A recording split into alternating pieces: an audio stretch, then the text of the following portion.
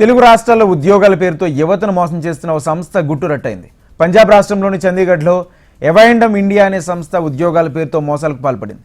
మోసాలు బయట పెడుతున్న ఒక యువతిని ట్రైన్లోనే చంపేస్తామని బెదిరించినట్లు సమాచారం.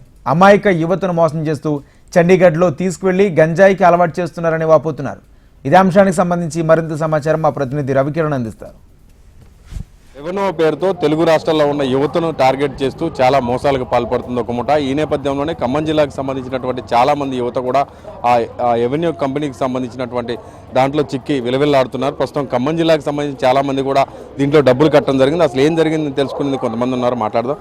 మేడం, అసలు ఏం జరిగింది, డబ్బులు ఎట్లా కట్టించుకుంటున్నారు, అసలు ఏం కంపెనీ? సార్, ఇది ఎవెన్మో ఇండియా మార్కెటింగ్ ప్రైవేట్ లిమిటెడ్.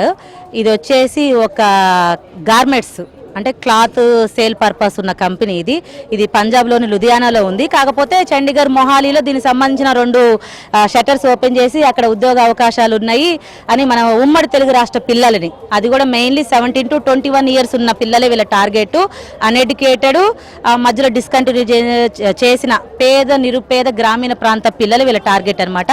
వాళ్ళకి అక్కడ అవకాశాలు ఉన్నాయి, మంచి జీతము 30 నుంచి 1 lakh వరకు సంపాదించుకోవచ్చు, మంచి లైఫ్ వస్తుంది, లగ్జరీ లైఫ్ అని చెప్పేసి వాళ్ళకి మాయమాటలు చెప్పి ఇక్కడ నుంచి చైన్ సిస్టమ్ ద్వారా వాళ్ళని మొహాలీకి తీసుకెళ్ళటం జరుగుతుంది. అక్కడికి వెళ్ళిన తర్వాత ట్రైనింగ్ పేరుతో 3,000 తీసుకుంటారు ఫస్ట్. తర్వాత మీరు ఒక 70,000 కట్టాలి. కట్టితే మీకు AM post, assistant manager post వస్తుంది. మీకు దీంట్లో 30 నుంచి 1 lakh వరకు శాలరీ వస్తుందని చెప్తారు ఈ పోస్ట్ ద్వారా.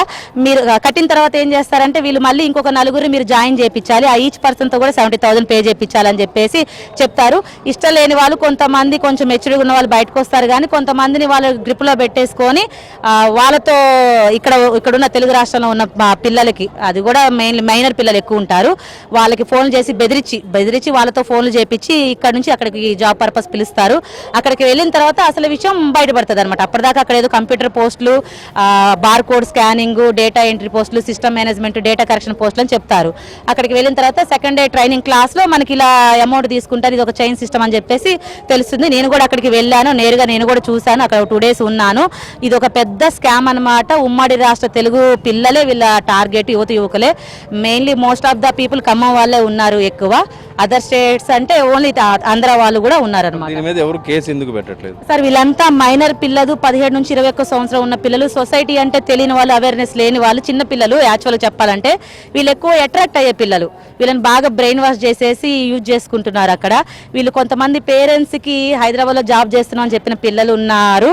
సో ఇంట్లో పేరెంట్స్కి చెప్పుకోలేకపోతున్నారు. బయట వీళ్ళకి ఎవరికైనా ఇన్ఫార్మ్ చేద్దామన్నా వీళ్ళని బ్లాక్మెయిల్ చేసి బెదిరిస్తున్నారు అనమాట. మెయిన్ కారణం అదొకటి. వాళ్ళ ఇన్ఫార్మర్స్ వీళ్ళ రూములో, వాళ్ళు అక్కడ రూమ్స్ అలాట్ చేస్తారు ఇక్కడున్న పిల్లలకి. ఆ రూములో వాళ్ళ ఇన్ఫార్మర్స్ ఉంటారు. వీళ్ళు కనుక ఫోన్ చేసుకొని ఎవరికన్నా ఈ విషయం గురించి షేర్ చేసినా, ఇన్ఫర్మేషన్ పాస్ చెప్పినా ఇక్కడ అసలు జాబులు అనేది లేదు, ఇదంతా ఒక ఫ్రాడ్, డబ్బులు చైన్ సిస్టమ్ అని ఒకరికి ఎవరికైనా ఇన్ఫార్మ్ చేద్దామన్నా వెంటనే వాళ్ళ మనిషి పైన ఉన్న వాళ్ళకి ఇన్ఫర్మేషన్ ఇస్తారు. వీళ్ళని కొట్టడము, బెదిరించడం, బ్లాక్మెయిల్ చేయడం జరుగుతుంది. ఈవెన్ నన్ను కూడా ఇదేంటని ప్రశ్నిస్తే నన్ను కూడా బెదిరించారు, చంపుతాను, నేను బ్లేడ్ తీసుకుని నువ్వు ఎలా వెళ్తావో తిరిగి నీ అంతు చూస్తా, నేను చంపుతా అని చెప్పేసి నన్ను నిన్న ఘోరంగా బెదిరించారు. వల్గర్ లాంగ్వేజ్ యూజ్ చేస్తారు. అవన్నీ కూడా నేను డిపార్ట్మెంట్కి పంపించాను. నిన్న మీడియా వాళ్ళకు కూడా చాలా మందికి ఆ రికార్డ్స్ నేను పంపించాను.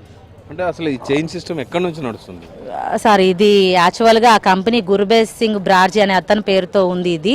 కానీ అక్కడ మెయిన్లీ అతను కొంతమందిని గ్రిప్లో పెట్టుకుని మన తెలుగు వాళ్ళనితో ఇది రన్ చేపిస్తున్నాడు. కొంతమంది సిక్కులు కూడా ఉన్నారు దీంట్లో. గంజాయి కూడా నడుస్తుంది పిల్లలకి. ఏంటంటే వీళ్ళంతా 17, 21 ఇయర్స్ పిల్లలు కాబట్టి ఈజీగా అట్రాక్ట్ అవుతారు మనీకి. వీళ్ళతో గంజాయి కూడా అలవాటు చేపిస్తున్నారు అన్నమాట. ఇప్పుడు ఇక్కడ ఉన్న పిల్లలు ఏం కోరుకుంటున్నారమ్మా మీతో పాటు? ఈ స్కామ్ నుంచి మళ్ళీ మన ఉమ్మడి రాష్ట్రాల నుంచి ఎవరు కూడా వెళ్ళకూడదు, ఈ స్కామ్లో ఇరుక్కోకూడదు అని చెప్పేసి వాళ్ళు అంటున్నారు. నేను కూడా అదే కోరుకుంటున్నా. ప్రభుత్వం ఇలాంటి స్కాముల్లో యువకులు ఏంటంటే మెయిన్ ఈజీ మనీ, ఇప్పుడు ఒకటి ట్రెండ్ అయిపోయింది, తొందరగా సంపాదించుకొని మంచిగా ఎంజాయ్ లైఫ్ రావాలని చెప్పేసి చూస్తున్నారు. ఇదంతా ఇది మెయిన్ ఫోకస్ చేసుకొని వాళ్ళు మన వాళ్ళని ఈజీగా టార్గెట్ చేసి లొంగ తీసుకుంటున్నారు. కాబట్టి ప్రభుత్వం కొంచెం వీటిపైన నిఘా పెట్టి యువకులు చెడుదారిని పట్టకుండా కొంచెం ఫోకస్ చేస్తే బాగుంటుంది. ఏ కంపెనీలు ఉన్నాయమ్మా అక్కడ? మీరు వెళ్ళి చూసారు కదా. నేను అక్కడంతా వాళ్ళంతా పంజాబ్ సిక్కులు కదా సార్. ప్రతి ఒక్కరికి చిన్న ఓన్ బిజినెస్లు ఉంటాయి అక్కడ. అందరికీ ఆల్మోస్ట్ బిజినెస్లే ఉంటాయి. కాకపోతే కొంతమంది జెన్యున్గా వర్క్ చేస్తారు, కానీ దాదాపు అక్కడ ఎక్కువ ఇవే కంపెనీస్ ఉన్నాయి, స్కామ్ చైన్ సిస్టమే.